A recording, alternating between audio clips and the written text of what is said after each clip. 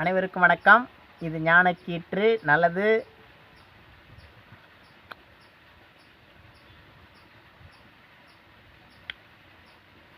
ஒரு வீடியோவில் மொழிதான் உலகம் அப்படின்னு சொன்னேன். சரிங்களா? மொழிதான் உலகம். உலகம்னா என்ன? மொழிதான் உலகம். நமக்கு உட்பட்டது மொழி தமிழ். நம்ம தமிழ் மொழியை உணர்ந்தாதான், நம்ம மொழியை உணர்ந்தாதான், மற்றபடி அந்த மொழியில் தானே நம்ம எல்லாத்தையுமே உணர்கிறோம். நம்ம மொழியினுடைய வார்த்தையில் தான் எல்லா விஷயமே உணர்கிறோம். இந்த உலகத்தையே மொழியினுடைய வார்த்தையில் தான் உணர்கிறோம். அதனால் மொழி தான் உலகம். அதில் எந்தவித மாற்றமும் கிடையாது. மொழி தான் உலகம். நம்ம மொழியினுடைய வார்த்தையில் தான் எல்லாத்தையும் உணர்றதால கண்டிப்பாக மொழி தான் உலகம். அப்போ எத்தனை மொழி இருக்கோ அத்தனை உலகம் இருக்குது. அப்படி தான் அர்த்தம். அப்படி புரிஞ்சுக்கலாம். கண்டிப்பாக ஏற்றுக்க வேண்டிய ஒரு விஷயம். எத்தனை மொழி இருக்கோ அத்தனை உலகம் இருக்குது அப்படின்னு சொல்லி நம்ம புரிஞ்சிக்கலாம். கண்டிப்பாக பார்த்தீங்கன்னா எத்தனை மொழி இருக்கோ அத்தனை உலகம் இருக்குது அப்படின்னு நம்ம தெரிஞ்சுக்கலாம். உலகத்தை இன்னொரு குறியீடாக ஒன்று சொல்லணும்னா மண் அப்படின்ற ஒரு குறியீடெல்லாம் சொல்லலாம்.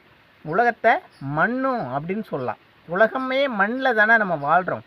உலகத்தில் மண்ணோட மண்ணில் தான் நம்ம வாழ்கிறதால உலகம் முழுக்க மண் அப்படின்ற ஒரு குறியீட்லேயும் சொல்லலாம்.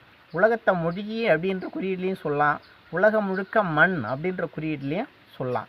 இன்னொன்று பார்த்தீங்கன்னா தமிழ் மொழிக்கு ஒரு முக்கியத்துவம் என்னென்னா குடும்ப மொழி அப்படின்னு சொல்லணும்.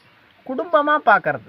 யாரை பார்த்தாலும் உலகத்தில் யாரை பார்த்தாலும் ஒரு குடும்பமாக குடும்பம், அப்பாவா அம்மாவா தாத்தாவா பாட்டியா, யார் வயசுக்கு தகுந்த மாதிரி அவங்கள மாமாவா, இப்படி என் வயசுக்கு தகுந்த மாதிரி அவங்கள நம்மளுடைய உறவு முறைகளாக பார்க்குற ஒரு விஷயம் தமிழ் மொழியில் உண்டு. அது ஒரு மிகப்பெரிய ஒரு நல்ல விஷயமாக படுது. யாரை பார்த்தாலும் ஒரு ஒரு ஒரு ஒரு மிகப்பெரிய ஒரு யாரை பார்த்தாலும் ஒரு உறவினர்கள் முறையில் பார்க்குறது, உறவு முறையில் பார்க்குறது. அப்போ நம்ம அறியாமல் நம்மளுடைய உள்ளுணர்வில் ஒரு உறவு முறையில் பார்த்தோம்னா அவங்க ஒரு நெருக்கமாக உணர்றதுக்கான வாய்ப்பு இருக்கும் அப்படின்னு சொல்லலாம். கண்டிப்பாக பார்த்தீங்கன்னா ஒரு நம்மளுக்கு நெருக்கமாக இருக்கிற மாதிரி ஒரு உணர்வு நிலையில் நம்மளுக்கு அப்படி தோணும். ஒருத்தரையும் பார்த்து பேசும்போது மாமா, அக்கா, மாமா, அண்ணி, இது மாதிரி பல பேருங்களை சொல்லும்போது உறவு முறைகளாக பார்க்கும்போது ஒரு அன்புணர்வு, ஒரு இருப்புணர்வு, ஒரு அன்புணர்வு ஆட்டோமேட்டிக்காக ஏற்படுறதுக்கான வாய்ப்பு கண்டிப்பாக இருக்குதுன்னு சொல்லலாம். ஒரு குடும்ப மொழி. குடும்பமே ஒரு மொழியே ஒரு குடும்பம் அப்படின்னு சொல்லணும். எப்படின்னா ஒரு மொழியே ஒரு குடும்பம். மொழியை உலகம்னு சொன்னோம் இல்லையா? மொழியை நான் உலகம்னு சொல்கிறேன். அதே ஒரு குடும்பமாக இப்போ தெரியுது பார்த்தீங்களா? இப்போ அந்த மொழி நம்ம எல்லாத்தையும் ஒரு உறவு முறையமாக பார்க்குறதால ஒரு உலகமே குடும்பமாகவும் பார்க்க முடியுது. இது ஒரு பார்த்தீங்கன்னா இது ஒரு வித்தியாசமான அனுபவம், ஒரு நுட்பமான அறிவாக தெரியுது. எப்படின்னா ஒரு குடும்பமாக, ஒரு உலகத்தை ஒரு குடும்பமாக பார்க்குறது. குடும்பங்கிறது குடும்பம் இப்போ பெருசாக தெரியுது இல்லைங்களா? இப்போ குடும்பங்கிறது பெருசாக தெரியுது. பார்த்தீங்கன்னா குடும்பம் தானே உலகமாகிடுச்சு. இப்போ பார்க்கும்போது பார்த்தீங்கன்னா குடும்பமே உலகமாகிடுச்சு. இது இப்போ குடும்பமே ஒரு உலகமாக மாறிடுச்சு. மொழி தான் உலகம். ஆனால் மொழி பேசுகிறவங்க எல்லாத்தையும் ஒரு குடும்பமாக பார்க்குறதால குடும்பமே மொழி, குடும்பம் ஒரு குடும்பமே உலகமாகிடுச்சு அப்படின்னு சொல்கிறோம். ஒரு குடும்பமே உலகமாகிடுச்சு அப்படிங்கிறது தான்.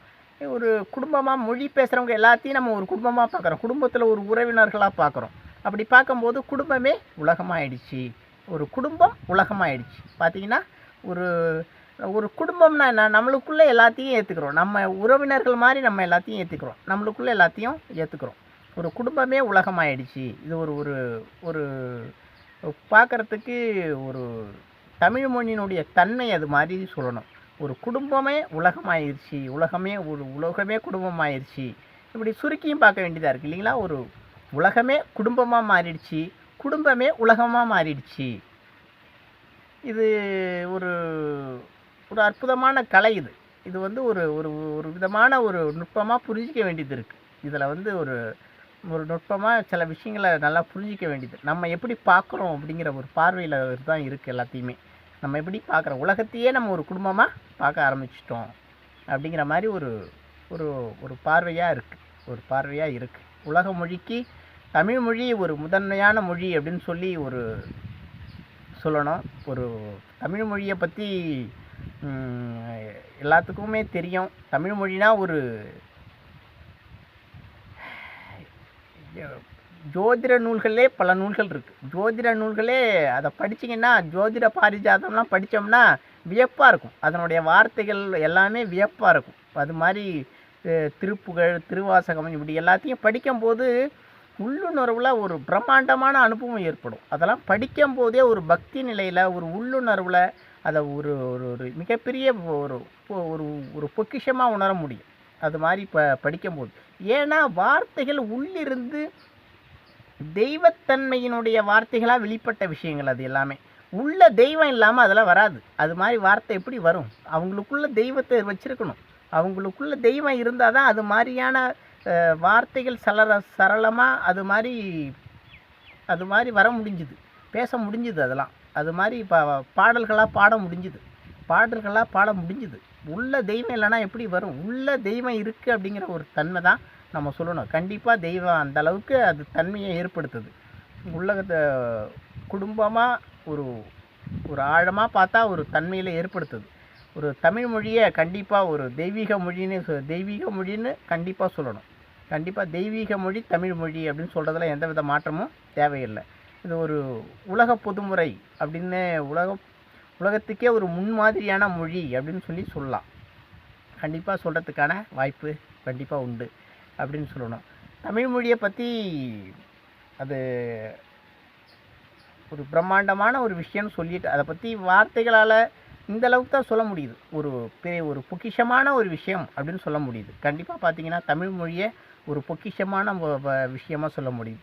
அது மாதிரி உலகமே ஒரு குடும்பமாயிட்டா, குடும்பத்தில் உள்ள நபர்களெல்லாம் நம்மளுக்குள்ளே தான் ஐக்கியமாக இருக்காங்க. உலகத்தில் உள்ள குடும்பத்தில் உள்ள நபர்கள் எல்லாமே நமக்குள்ளே தானே இருக்காங்க. நமக்குள்ளே ஐக்கியமாக தானே இருக்காங்க குடும்பத்தில். அப்போ குடும்பமே நம்ம ஏற்றுக்கிட்டோம்னா நம்ம கடவுளாகிறதுக்கான வாய்ப்பு கொஞ்சம் ஈஸியாக இருக்குது அப்படின்னு சொல்லணும். அப்போ எல்லாத்தையும் நம்மளுக்குள்ளே தான் நம்ம வச்சுருக்கோம். எல்லாத்தையும் நம்மளுக்குள்ளே தான் நம்ம வச்சுருக்கோம் அப்படின்னா ஒரு கடவுள் தன்மையை எடுத்து சொல்கிறதுக்கான ஒரு வாய்ப்பை ஏற்படுத்துறதுக்கான வாய்ப்பு கண்டிப்பாக, ஒரு தன்மை ஏற்படுறதுக்கான வாய்ப்பு கண்டிப்பாக இருக்குது அப்படின்னு சொல்லலாம். ஒரு படி எடுத்து வைக்கிறதுக்கான வாய்ப்பு கண்டிப்பாக இருக்குது அப்படின்னு சொல்லலாம். நம்ம இப்படி மொழியே ஒரு குடும்பமாக ஏற்றுக்கிட்டோம்னா கண்டிப்பாக அதனுடைய ஒரு படி எடுத்து வச்சிருக்கான வாய்ப்பு கண்டிப்பாக இருக்குன்னு சொல்லணும். ஒரு நல்ல ஒரு படி எடுத்து வச்சிருக்கான வாய்ப்பு கண்டிப்பாக இருக்குன்னு சொல்லணும். நல்லது. மொழியை பற்றி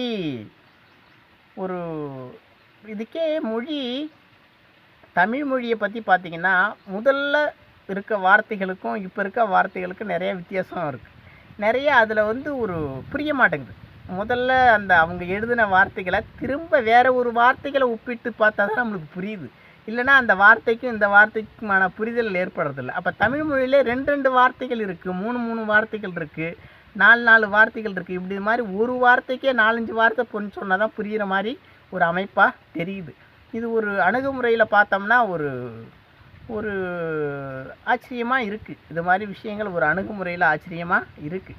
அந்த வார்த்தைக்கு இந்த வார்த்தைக்கு என்ன வித்தியாசம் இருக்குது அப்படின்ற மாதிரி ஒரு மிகப்பெரிய ஒரு விஷயமாக படுது. அதை வார்த்தைகளில் ஒரு புரிதல் ஏற்படுத்துறதுக்கு அதுக்கு தமிழ் மொழியே எடுத்து இப்போ பிஏ, எம்ஏ, எம்ஏ படித்தோம்னா தான் புரிய மாதிரி ஒரு விஷயம் படுது. இலக்கணத்தெல்லாம் எடுத்து படித்தா ஒரு பிரமிப்பாக இருக்குது. ஒரு பிரமிப்பான ஒரு விஷயமாக படுது. அப்போ அவங்க பேச்சு வழக்கிலே அதன் மாதிரி வார்த்தைகளை அவங்க பேசியிருக்கணும். பேச்சு வழக்கிலே அப்போல்லாம் முதல்ல ஒரு 100 வருஷத்துக்கு முன்னாடி பேச்சு வழக்கிலே அது மாதிரியான வார்த்தைகளை பயன்படுத்தியிருக்கணும். அப்போ அவங்களுக்கு எளிதாகவே அது மாதிரி வார்த்தைகள் எழுதுறதுக்கு பேசுகிறதுக்கான வார்த்தைகள் வந்திருக்கு அப்படின்னு சொல்லணும்.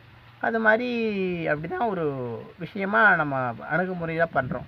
இப்போ அதுக்கு வார்த்தைகளை திரும்ப இன்னொரு வார்த்தையை போட்டு நம்ம பயன்படுத்தி பேச வேண்டியது இருக்குது. அதுக்கு அந்த வார்த்தைக்கே வேறு ஒரு வார்த்தையை உபயோகப்படுத்தி நம்ம பேச வேண்டியது இருக்குது. அது மாதிரி கொஞ்சம் ஆச்சரியமாக இருக்கான விஷயமாக இருக்குது. ஒரு பிரமிப்பான விஷயமாகவும் இருக்குது. தமிழ்மொழி உலகம் ஒரு குடும்பம் அப்படின்னு சொல்லி ஒரு சின்னதாக இந்த வீடியோவை முடிக்கிறோம். தமிழ்மொழி தான் உலகம்தான் குடும்பம். அந்த குடும்பத்தில் தான் எல்லாமே இருக்குது. குடும்பத்தில் எல்லாமே நம்ம இந்த அனைவரையும் குடும்பமாக எடுத்துக்கிட்டால் நம்ம ஒரு கடவுள் ஆகிறதுக்கான ஒரு படியை எடுத்து வைக்கிறோம் அப்படின்னு சொல்லி இந்த வீடியோவை முடிச்சுக்கிறோம். நல்லது. நன்றி, வணக்கம், தேங்க்யூ. நன்றி.